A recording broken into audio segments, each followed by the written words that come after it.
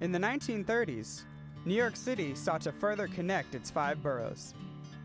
After thorough planning, it was decided that a bridge was needed to connect the Bronx and Queens. This would give those traveling from upstate New York and New England an easier route to Queens and Long Island. That bridge was the Bronx Whitestone Bridge, and this year it celebrates its 75th anniversary.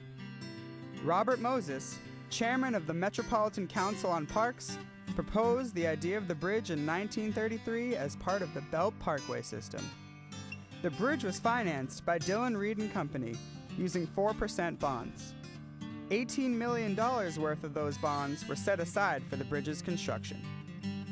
Othmar Herman Ammann, one of the premier figures in bridge design of his time, was the chief engineer for the Bronx Whitestone. Before working on the Bronx Whitestone, he was already very successful in the city of New York, acting as the Port of New York Authority's first chief bridge engineer.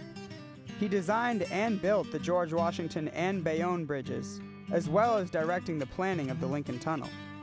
In 1934, he was hired by the Tri-Borough Bridge Authority as its chief engineer to take over the design and planning for the Tri-Borough Bridge. The Bronx Whitestone Bridge was the second project for Othmar at the Tri-Borough Bridge Authority.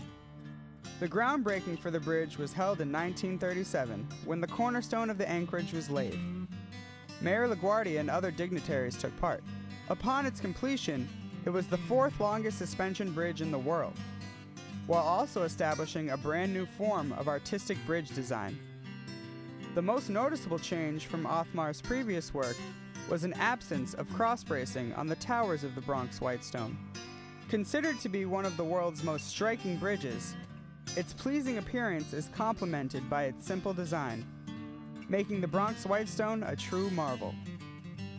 The bridge was completed and opened a day before the World's Fair in 1939, serving as the perfect gateway for people from all over to enjoy the festivities.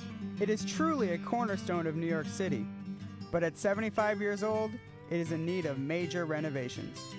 It originally opened as 2 lanes in each direction with a pedestrian walkway, and it went through a new design where it became 3 lanes of traffic in each direction. Taking design faults of other bridges into account, the Bronx Whitestone has had multiple enhancements to keep it functioning smoothly. At the same time, the Coleman Narrows Bridge had some issues with wind, so therefore, and the Bronx Whitestone Bridge was basically the same type of design.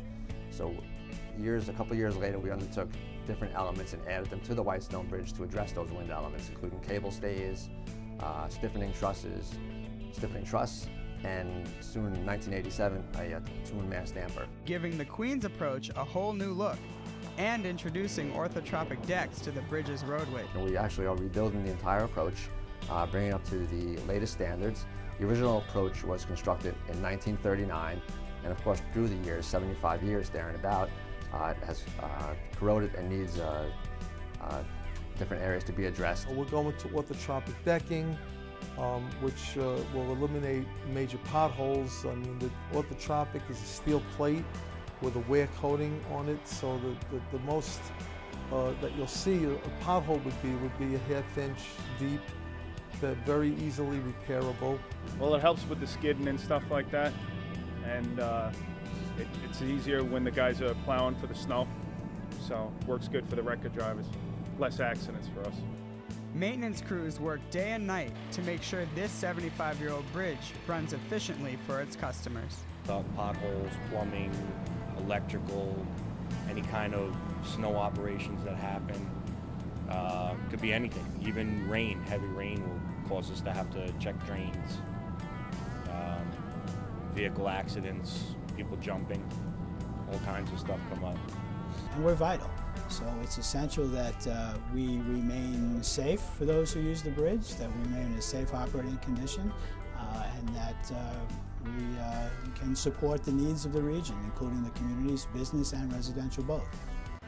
Every employee at the Bronx Whitestone is passionate about their job and understands the value of hard work.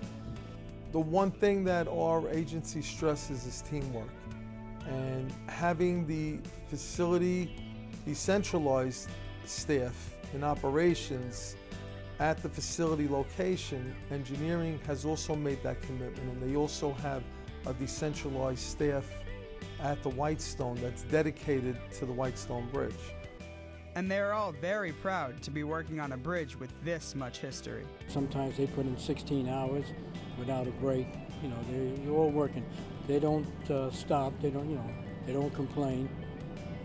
So it works out nice with the guys. It's doing pretty good for 75 years old. Yeah, got a lot of history to this bridge, My family's from the Bronx, so they seen this getting built. It's pretty interesting stuff to be working on the same bridge that my father was watching be built as a kid.